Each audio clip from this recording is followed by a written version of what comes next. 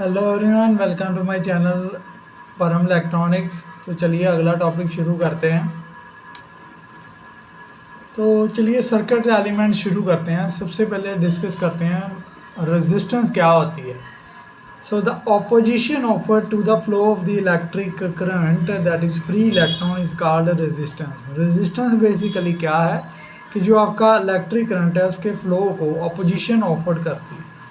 उसी को रेजिस्टेंस कहते हैं। ये वायर किसी भी डिवाइस में हो सकता है। अगर वो इलेक्ट्रिक करंट को कोई अपोजिशन दे रहा है, इसका मतलब उसकी वो रेजिस्टेंस वैल्यू है। रजिस्टर बने होते हैं वैसे, जिसको हम इस्तेमाल करते हैं different as a circuit element circuit में लगाने के लिए। वो बाद में देखते हैं कि कौन कौन से होते हैं। सबसे पहले डिस्कस करते हैं unit. Unit is basically measured in ohm में मेजर किया जाता है और इसका सिंबल इस तरह से रहता है, ग्रीक लेटर। ठीक है जी। और किसी वायर में अगर ये बताना हो कि 1 ओम हो तो उसमें क्या बेसिकली है, उसमें बेसिकली ये आपको बताना पड़ेगा। A wire is said to have a resistance of a 1 ohm if 1 ampere current passing through it produces as a heat of 0.24 calorie. किसी वायर में जो करंट 1 एम्पियर पास करेंगे और तब वो जो अगर 0.24 कैलोरी की हीट प्रोड्यूस करेगा, तब आप कहेंगे उसकी 1 ओम की रेजिस्टेंस वैल्यू है। तो ये डायग्राम से भी शो किया गया है। ये वायर बताया गया इंटरनली, यहाँ एटम्स और मॉलिक्यूल्स हैं। ये फ्री इलेक्ट्रॉन जब पास करें, तो जब पास करेंगे तो रास्ते में ये अदर एटम और मॉलिक्यूल्स आएंगे, जिसकी वजह से ऑपोजिशन ऑफर होगी। इसी ऑपोजिशन को रेजिस्टेंस कहा जाता है। ठीक है जी। आगे डिस्कस करते हैं लॉज ऑफ द रेजिस्टेंस। क्या जो आपका बेसिकली रेजिस्टेंस के लॉज होते हैं, कहने का मतलब कि रेजिस्टेंस के कुछ फैक्टर्स वगैरह होते हैं जिसके ऊपर वो डिपेंड करते हैं। सबसे पहले the resistance R of a wire depend upon the various factor given. कौन से वेरियस फैक्टर हैं? First one is it is a directly proportional to its length L, that is R proportional to L. अगर कोई wire की length आप increase करते जाएंगे तो उसकी रेजिस्टेंस की वैल्यू भी बढ़ती जाएगी, वो डायरेक्टली प्रोपोर्शनल है। तो आप देखें कि जो टेलीफोन सॉरी आपका मोबाइल फ़ोन चार्जिंग है उसकी केबल ज़्यादा नहीं इंक्रीज़ करते। अगर ज़्यादा बड़ी वायर होगी तो रेजिस्टेंस मिलेगी, अच्छे से फ़ोन चार्ज नहीं होगा। उसके बाद आता है it is inversely proportional to its area of cross section A, that is R is inversely proportion. अगर 1/a है तो दोनों को मिला दें तो L/a लिख दें।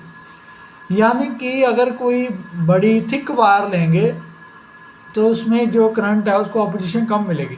अगर बहुत थिन वायर लेंगे, पतली वायर लेंगे, तो अपोजिशन मिलने के ज़्यादा चांसेस हैं, क्योंकि उसका एरिया ऑफ क्रॉस सेक्शन जो है कम है। ठीक है। देन आगे आता है it all depends upon the nature, that is the atomic structure of a material which the wire made. ये इसके ऊपर भी डिपेंड करता है कि कौन से मटेरियल से बेसिकली आपकी वायर बनी है, उसका क्या एटॉमिक स्ट्रक्चर है। It also depends upon the temperature of the wire. ये इसके ऊपर भी डिपेंड करता है कि क्या आपके वायर का टेम्परेचर है। अगर ज़्यादा टेम्परेचर है तो रेजिस्टेंस जो है वो उतनी ज़्यादा इंक्रीज़ करेगी, उसके बिहाफ के ऊपर भी डिपेंड करता है। तो इसके बाद अगला जो सर्किट एलिमेंट आता है उसके बारे में डिस्कस करते हैं। इसके बाद हमारा जो अगला सर्किट एलिमेंट आएगा वो आएगा इंडक्टर। इंडक्टर के बारे में डिस्कस करते हैं, बेसिकली है क्या। Inductor is a component that opposes the change of a current in a circuit is called conductor. जो ऐसा डिवाइस, बेसिकली ये क्या होता है, एक वायर होती है उसको वाउंड किया जाता है। ठीक है। ये आगे सिंबल भी इसका बना हुआ है। ठीक है, इस तरह से। तो ये बेसिकली क्या करता है, चेंज ऑफ करंट को अपोज करता है। यानी कि अगर जैसे एसी सिग्नल अप्लाई करेंगे तो इसमें कुछ सेल्फ इंड्यूस ईएमएफ हो जाती है जो इसके अपोज करती है। So the ability of an inductor or a coil due to which it opposes the change of current flowing through it is called inductance. So किसी इंडक्टर की एबिलिटी, बेसिकली इंडक्टर्स इसमें डिफाइन कर रहा है कि वो उसकी एबिलिटी होगी कि वो चेंज ऑफ करंट को कितना अपोज कर सकता है, तो वो उसकी इंडक्टेंस की वैल्यू है। इंडक्टेंस ऑफ एन इंडक्टर में आल्सो भी defined as ability of inductor और a coil to produce a voltage when current varies through it. अगर करंट उसमें जो पास करेगा वो चेंज करेगा तो वहाँ पर कुछ वोल्टेज ड्रॉप होगी, वो भी इंडक्टेंस की वजह से होगी। इंडक्टेंस को किस यूनिट में मेज़र किया जाता है? हेनरी में मेज़र किया जाता है।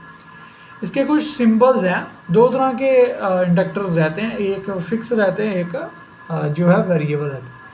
ये आप देखें, अगर आपका इंडक्टर फिक्स है तो उसका सिंबल इस तरह चलेगा, जहाँ तो पूरा ऐसे स्प्रिंग की तरह कॉइल कर सकते हैं या इस तरह से भी ड्रॉ कर सकते हैं। तो ये फिक्स यानी कि इनकी वैल्यू जो है सेम रहेगी थ्रू आउट द, जैसे सर्किट में इस्तेमाल किया। मैन्युफैक्चरर ने बनाने के टाइम पे ही इसकी वैल्यू फिक्स कर। ये वेरिएबल इंडक्टर है, इसके ऊपर कैसे पता चला, ये एक एरो का निशान, जो एरो का सिंबल है जो ये शो करता है कि ये वेरिएबल इंडक्टर है। ठीक है जी। तो ये दो एलिमेंट्स है। इसके बाद हम डिस्कस करेंगे कैपेसिटर के बारे में। तो अगर आपको ये वीडियो अच्छी लगी है प्लीज़ लाइक एंड शेयर करना मत भूलें और चैनल को सब्सक्राइब जरूर करें। Thank you very much.